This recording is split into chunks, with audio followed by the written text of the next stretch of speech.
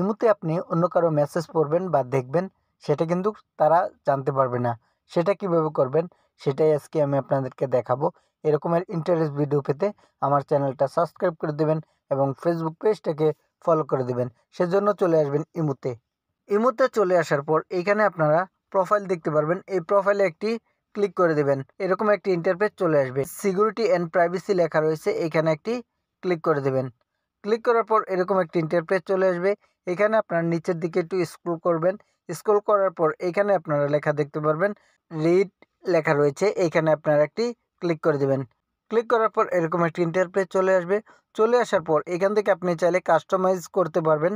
এখান থেকে আপনারা যদি চান এভরিওয়ান দেখার জন্য তাহলে এভরিওয়ান করে দিবেন। আর যদি চান মাই কন্ট্যাক্ট, যদি আপনার কন্ট্যাক্টের মানুষের জন্য চান তাহলে এখানে মাই কন্ট্যাক্টে ক্লিক করে দেবেন।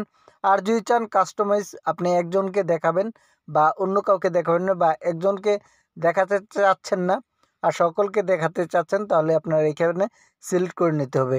এখান থেকে আপনারা সিলেক্ট করে নেবেন।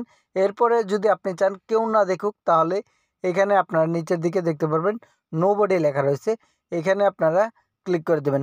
ক্লিক করার পর কিন্তু এখান থেকে আপনারা ব্যাকে চলে আসবেন। এখন যদি আপনারা কেউ মেসেজ করে, আপনি যদি সেটা সিন করেন বা দেখেন, তাহলে কিন্তু তারা সেটা বুঝতে পারবে না। এরকমের ইন্টারেস্ট ভিডিও পেতে আমার চ্যানেলটা সাবস্ক্রাইব করে দেবেন।